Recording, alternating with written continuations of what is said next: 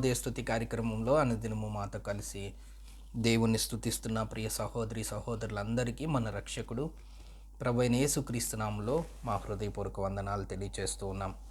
నేటి ఉదయకాలం ముందు మన స్తుతి అంశం యేసుక్రీస్తు రాకడ కొరకు సిద్ధంగా ఉండండి. మత్తయి సువార్త 24వ అధ్యాయం 44వ వచనాన్ని చదువుకుందాం. మీరు అనుకొనని గడియలో మనిషి కుమారుడు వచ్చును గనుకనే మీరును సిద్ధముగా ఉండుడి. ప్రియ సహోదరి సహోదరులారా, మన స్తుతి అంశం మనము సిద్ధముగా ఉండాలి. దేనికి సిద్ధంగా ఉండాలంటే ఆయన రాకడ కొరకు సిద్ధంగా ఉండాలి.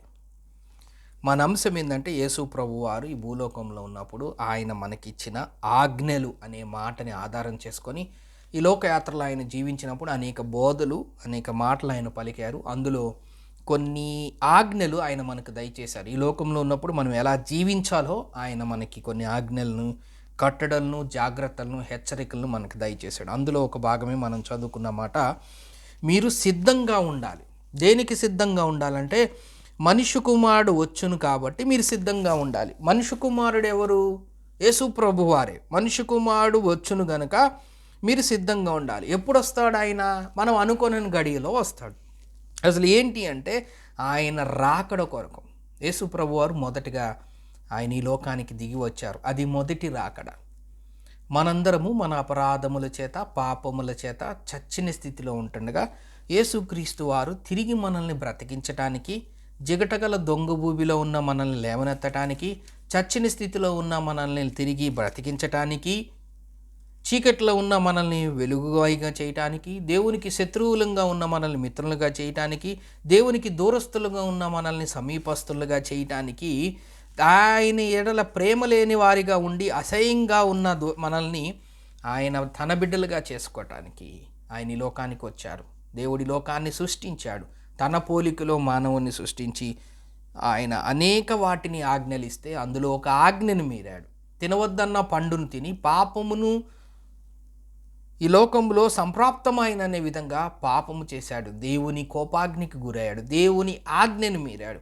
ఆజ్ఞ అతిక్రమమే పాపం అన్నట్లుగా మనం చూస్తూ ఉన్నాం. అట్టి ఆజ్ఞ అతిక్రమమైన పాపమును మీరి పాపంలో పడిపోతుండగా దేవుడు పాపము నుంచి విడుదల కలిగించటానికి, ఎవరు ఈ లోకంలో రక్షించేవారు ఎవరు లేని పరిస్థితిలో ఆయన మాత్రమే రక్షించటకు సమర్థుడుగా ఆయన ఈ లోకానికి, యేసు అనగా రక్షకుడిగా ఈ లోకానికి జన్మించి ఈ లోకంలో 33.5 సంవత్సరాలు ఆయన జీవించి అనేక బోధలు, అనేక ఆజ్ఞలు, అనేక కట్టడలు ఆయన మనకు అనుగ్రహించి ఆయన చనిపోయి మనకు రావాల్సిన శిక్షను ఆయన మీద వేసుకొని ఆయన చనిపోయి ఆయన తిరిగి లేచాడు. మరణాన్ని జయించి తిరిగి లేచి ఆరోహణమై తండ్రి కుడి పార్శ్వమందు ఉన్నాడు. మరలా ఆయన రాబోతున్నాడు. ఆ మాటకు సంబంధించిన మాటే ఈ ఉదయకాలం ముందు మనం చదువుకున్నాం. ఆయన రెండవసారి రాబోతున్నాడు. అదే రెండవ రాకడ. మొదటిసారి గొర్రె పిల్లగా, నేను గొర్రెల కొరకు ప్రాణం ఇచ్చడానికి వచ్చాను, నేను గొర్రెలకు మంచి కాపర్ని, నా గొర్రెల కోసం నేను ప్రాణం పెడతానని ఆయన గొర్రె పిల్లగా, మృదు స్వభావగా ఆయన ఈ లోకానికి దిగి వచ్చి చనిపోయి తిరిగి లేచి ఆరోహణమయ్యాడు. రెండవసారి ఆయన రెండవ రాకడతో కడబూర శబ్దముతో మేఘారూఢుడై ఆయన కోట్లాను కోట్ల దేవదూతలతో ఆయన రానై ఉన్నాడు. ఆ రాకడ కొరకు ఆయన వస్తాడు. ఆయన నమ్ముకున్న బిడ్డలు, ఆయన యందు విశ్వాసం ఉంచిన బిడ్డలు, ఆయన చెప్పిన ఆజ్ఞలను పాటించే ఆ బిడ్డల కొరకు, తన బిడ్డల కొరకు, తన పిల్లల కొరకు ఆయన నిర్మించబోయే ఆ పరలోక పట్టణములో తన బిడ్డల్ని ఉంచటానికి, సదాకాలము మనం ఆయనతో సహవాసం చేయటానికి, నిత్య పట్టణము, పరిశుద్ధ పట్టణము, పరలోక పట్టణము, కోటాను కోట్ల దేవదూతలు ఉండే పట్టణం, వెలుగు మాత్రమే ఉండే ఆ పట్టణం, పాపము లేని ఆ పట్టణం, పరిశుద్ధమైన ఆ పట్టణం, దేవాతి దేవుడు కలిగి ఉండే ఆ పట్టణం, జీవ జలము కలిగి ఉండే ఆ పట్టణం, జీవవృక్ష ఫలములు ఉండే ఆ పట్టణం, బాధలు శ్రమలు లేని ఆ పట్టణం, నిత్య ఆనందం కలిగిన ఆ పట్టణంలో మనల్ని ఉంచటానికి ఆయన రెండవ రాకడలో రానై ఉన్నాడు. ఆయన రాకడ కోసం మనం నిరీక్షిస్తూ ఉన్నాం. ఈ లోకయాత్రలో మనం జీవించినంత కాలం ఆయన రాకడ కొరకు మనం ఎదురు చూస్తూ ఉన్నాం. అట్టి రాకడ కొరకు, ఆయన రానై ఉన్న రాకడ కొరకు మనం సిద్ధపడాలని దేవుని యొక్క ఆజ్ఞ. అదే మాటను ఆయన చెప్తున్నాడు. మీరు అనుకోనని గడియలు. ఆయన ఎప్పుడు వస్తాడు? దొంగ వచ్చినట్లు వస్తాడు. చెప్పి రాడు. ఒకవేళ పలానా తారీఖులో పలానా డేట్ పలానా సంవత్సరంలో వస్తారు, పలానా ప్రాంతంలో వస్తారంటే మనము ముందే సిద్ధపడి ఉంటాము. కానీ ఆయన ఆ విధంగా చెప్పి రావట్లేదు. ఎందుకంటే చెబితే చేయాల్సినవన్నీ చేసి ఆ పలానా రోజు కదా అని మనం చూస్తాము. మనం సిద్ధంగా ఉండం. ఆ రోజుకి ఆ సమయానికి వచ్చినప్పుడే మనం సిద్ధపడతాం. ఒక వివాహానికి ఒక కార్యక్రమానికి వెళ్ళాలంటే ఆ కార్యక్రమం వచ్చినప్పుడే మనం సిద్ధపడి వెళ్తాం. అదేవిధంగా ఆయన చెప్తున్నాడు, మీరు అనుకోనని గడియలు. మీరు అనుకునే గడియలో నేను రాను. మీరు అనుకోని ఒక గడియ ఉంటుంది. ఆ గడియలో నేను వస్తాను.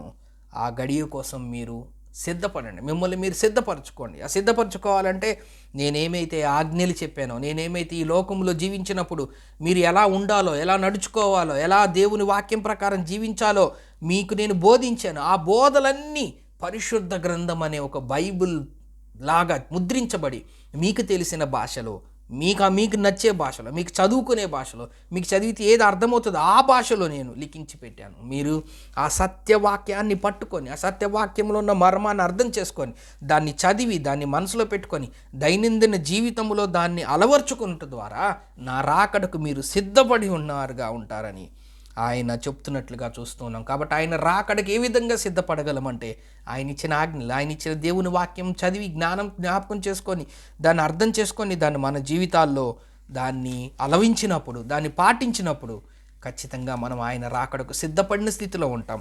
ఎత్తబడే స్థితిలో ఉంటాం.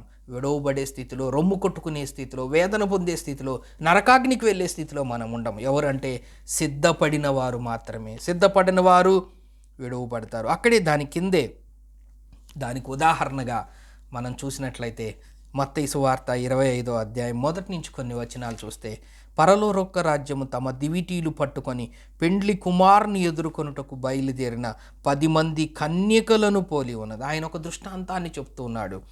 పరలోక రాజ్యం ఎలా ఉంటుందంటే, దివిటీలు పట్టుకొని పెండ్లి కుమారుడైన ఆ రక్షకుడైన యేసుక్రీస్తు వారిని ఎదుర్కోవటానికి బయలుదేరిన 10 మంది కన్యకలతో పోలి ఉన్నది. వీరిలో 5 బుద్ధి లేనివారు, 5 బుద్ధి గలవారు. బుద్ధి లేనివారు తమ దివిటీలు పట్టుకొని తమతో కూడా నూనెను తీసుకొని పోలేదు, సిద్ధపడలేదు. మనం అనుకున్నాం, దేవుడు చెప్తున్నాడు, దేవుని రెండవ రాకడ కొరకు మనుష్య కుమారుడు మేఘారూఢుడై వచ్చుచున్న ఆ సమయానికి విశ్వాసులమైన మనం, ఆయన పిల్లలమైన మనం సిద్ధపడిన స్థితిలో ఉండాలని చెప్తూ, దానికి ఉదాహరణగా 10 మంది బుద్ధి కలిగిన 10 మంది కన్యకలు పెళ్లి కుమారుని ఎదుర్కొనుటకు దివిటీలు పట్టుకొని ఎదురు చూస్తున్నట్లుగా చూస్తున్నాము. అందులో 5 బుద్ధి లేనివారు, 5 బుద్ధి గలవారు. అందులో బుద్ధి లేనివారు తమ దివిటీల్లో పట్టుకొని తమతో కూడా నూనెను తీసుకొని లేదు. బుద్ధి గలవారు తమ దివిటీలతో కూడా సిద్ధలో నూనె తీసుకొని పోయిరి.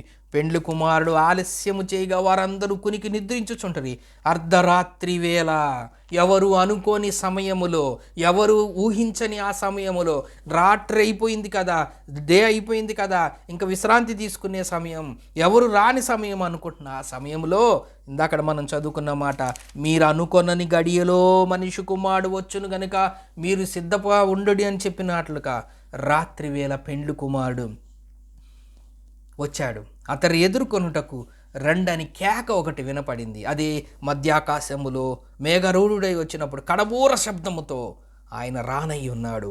ఆ శబ్దం వినబడినప్పుడు కన్యకలందరూ లేచి తమ దివిటీలను చక్కపరుచుకున్నారు. కానీ బుద్ధి లేని ఆ కన్యకలు, మా దివిటీలు ఆరిపోచున్నవి గనక మీ నూనెలో కొంచెం మాకీయుడని బుద్ధి గలవారిని అడిగిరి. అందుకు బుద్ధిగల కన్యకలు, మాకును మీకును ఇది చాలదేమో, మీరు అమ్మువాని యొద్దకు పోయి కొనుక్కొనడని చెప్పిరి.